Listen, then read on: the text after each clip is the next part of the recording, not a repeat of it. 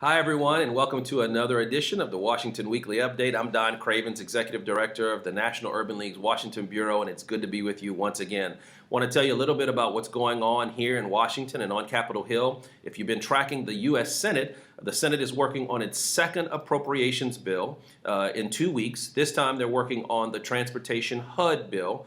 And as the year continues to roll to a close, you're going to see both chambers working on either unfinished business that they didn't get to or on some of the appropriations bills as we enter into a new year.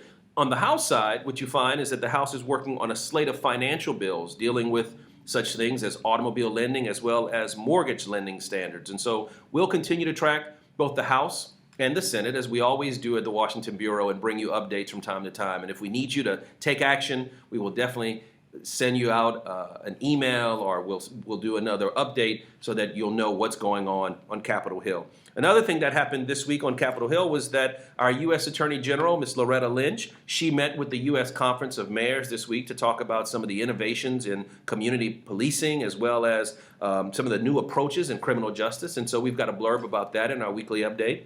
Also on the Hill, we continue to weigh in, ladies and gentlemen, on legislation that is moving through the process on Capitol Hill. It's the House Bill 3713, and it's the Sentencing Reform Act of 2015. Now, this is a bill that we continue to watch. We at the Urban League definitely, as many of you in the movement, want to see sentencing reform here in America, but we want to see meaningful sentencing reform and sentencing reform done the right way. One other piece of legislation I want to bring to your attention, and we're doing this again and again because it's such an important and vital piece of legislation, is the Elementary and Secondary Education Act, the ESEA. Remember, this is an act that was passed both in the Senate, a version in the Senate, a version in the House, and now the leaders from both chambers are getting together in what they call a conference, and a conference report will be put out, and then whatever bill comes out of that conference report will be voted on for final passage, and then President Obama can decide whether he will sign the bill. We at the Urban League, particularly here at the Washington Bureau, we're monitoring that conference report, and we're fighting very, very hard to make sure that the final version of that bill has some of the important priorities that we believe the movement needs to see in any type of elementary and secondary education bill. So we'll keep you informed about that as well. In our affiliate spotlight and highlight this week, we want to send a shout out to our good friends at the Urban League of the metropolitan Denver area. My good friend Sean Bradley, who serves as the CEO of that affiliate. Congratulations to them as they continue to be asked to be leaders in the education space. This week, they were selected by the Leadership Conference on Civil and Human Rights to participate in a lobby day on the Elementary and Secondary Education Act. And that's the second time they've been asked to come to Washington to participate. And we congratulate Sean and his team of men and women at our Denver affiliate and thank them for their leadership in the education space, both for what they're doing here in Washington as well as what they're doing in Denver, Colorado. Also, our protesters, our campus protesters, our young men, our young women, our leaders, our current and future leaders who are continuing to inspire students all across America to stand out and to speak out against racial injustice on college campuses. And so we applaud their activism.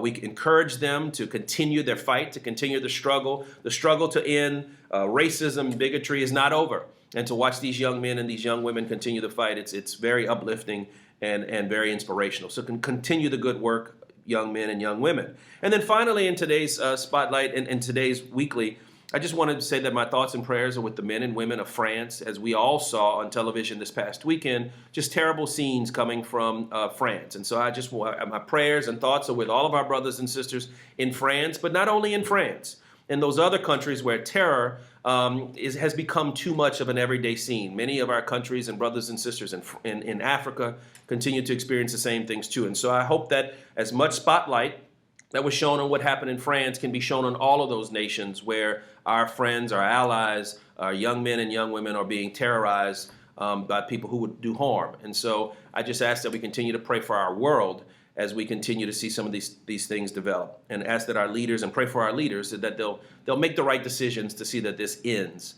So that'll do it for this week's Washington Update. Again, if we can ever be of any assistance here at the Bureau, give us a call. We're here to serve you. Thanks for what you do in and for the movement. I'm Don Cravins, and I'll see you next week.